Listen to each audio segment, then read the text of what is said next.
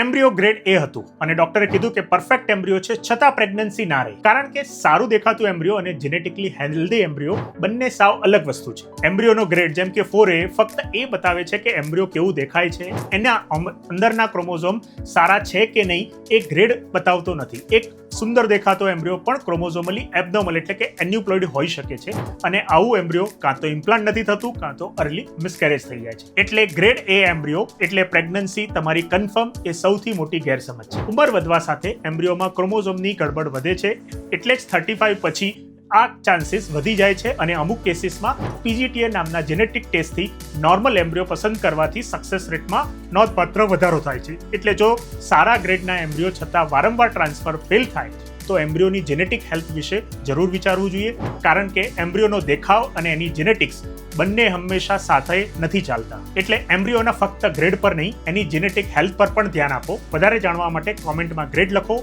Like કરો, share કરો અને ચેનલને સબસ્ક્રાઇબ કરો.